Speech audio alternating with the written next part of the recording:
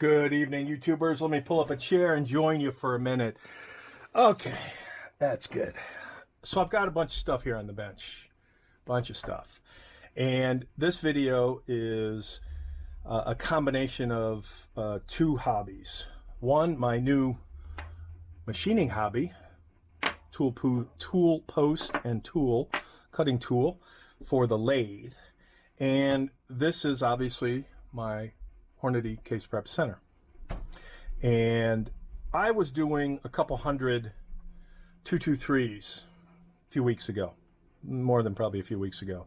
And I like to batch bottleneck processing because it's a pain in the behind. I enjoy it, but it's also a pain in the behind because there's so many steps to it if you do it right. And everybody kind of does it in different order, different sequence. You know, some clean after the primer pocket, some clean before. Whatever your process is, it is what it is. But when I was doing the trimming, chamfering, and deburring, I noticed that, and the reason I have blue tape on this is so I can easily identify it. This is the Hornady Pilot for 223. And notice that snug fit. That's a snug fit.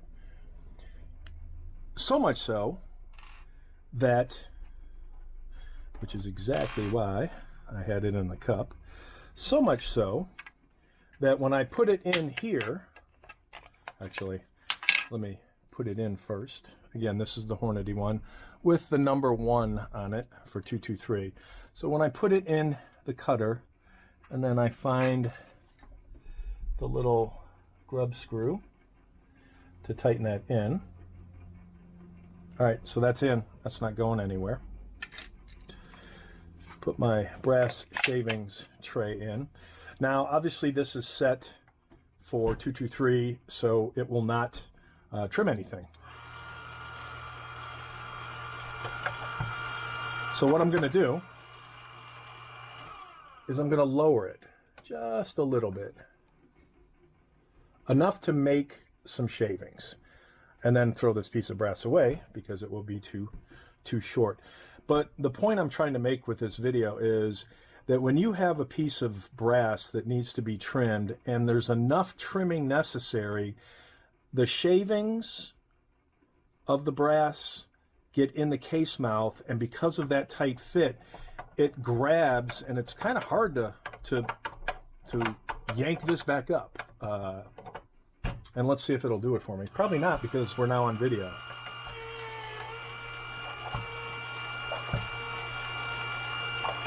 Okay, so you can't feel on video the tension that I'm feeling as I pull up. And in the past being when I was doing this most recently, let's see if I can get it down even more, because I want to overemphasize what's happening here. There we go. It grabs, and it's not smooth. And when you do that a couple hundred times, it's kind of annoying. So I thought, you know, that was another instance of, wow, I wish I had a lathe, because then I could trim this. And let me go ahead and get rid of that nastiness. I want to bring out all the tools. Whoops. Did I not screw that in enough?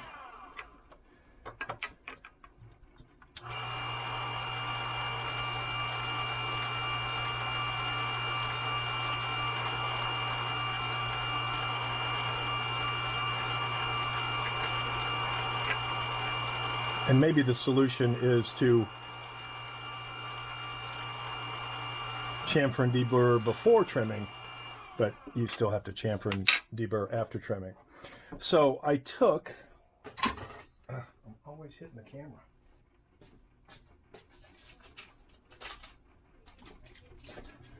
So in a previous video, I showed you that I picked up different pieces of metals, aluminum, brass, and stainless steel. And this is one of the pieces that I was hacking on and practicing on.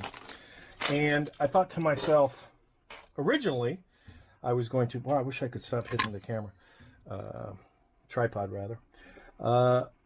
Originally, I told myself I was going to either trim this pilot. And then I thought, yeah, I hate trimming the originals.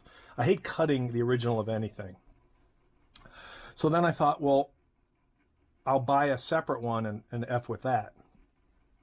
And these are like $10 a piece plus shipping plus tax, and not worth it. And then I thought, well, that was the whole purpose of getting a lathe, so why not make one? So I took this piece of steel, put it in the lathe, and cut my version, which it isn't pretty, but it's going to do the trick. My version of the same tool. And what did I do? And I have a lot more clearance. A lot is a relative term. Oh, that sucks. It's not as tight and form-fitting as the Hornady. And now that has sunken in there, okay, that was a lucky grab. So, you know, it's got similar shapes. What's important is the pilot part that sticks above, and that there's some groove to be able to lock it in place. So let me put it in,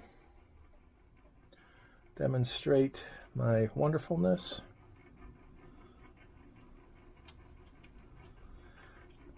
Whoops. Well, that's a tiny screw. Hate to lose that one.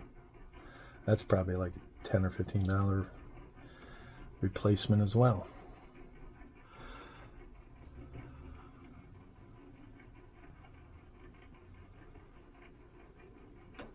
All right, so that's in there. That's not coming out. It's snuggy snug. And the idea, again, behind that was, I'll lower this yet a little bit more.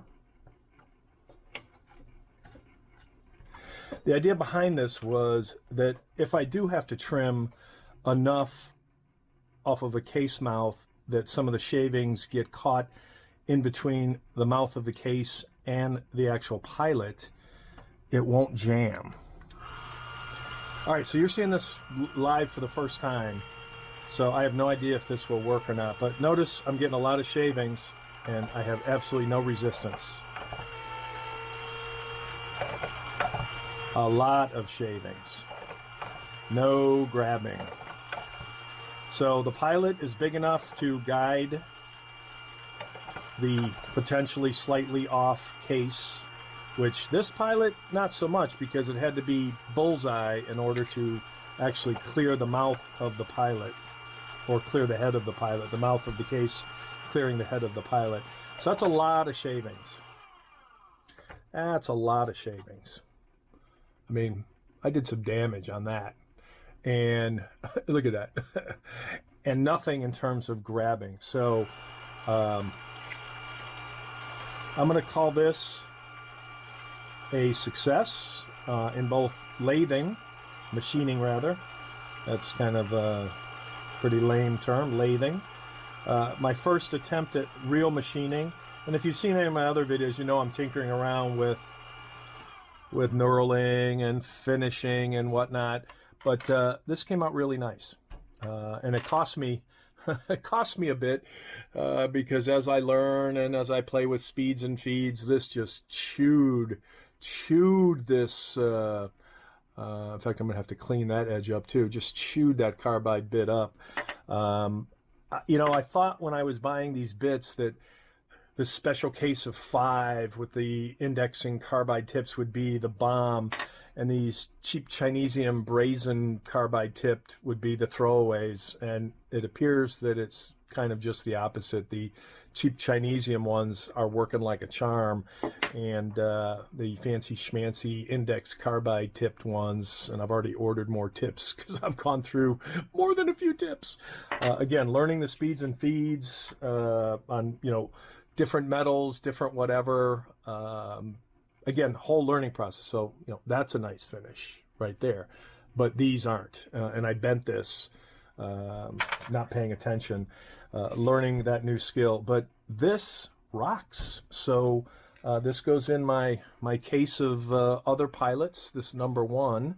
And I do have a stamping kit, but that face is so small, I'm not going to try and stamp anything onto that, even though something could fit. Maybe I'll put an asterisk. I don't know. It's small enough and the material is different enough that it's completely obvious, at least to me, and I'm the one who uses this, what this is. So that's kind of cool. This now becomes a dummy piece of brass. I'll mark this with an X. But first real lathe utility usage case. And again, I spent probably $10, I think it was, on the 3 different types of metals: brass, aluminum, and steel. So there's plenty to practice on and make other little small projects. Whereas ordering this online and then actually trimming this would have been very easy to do, but this was a lot more fun and more learning. So that is it for my rambling now. Take care, and as usual, more to come.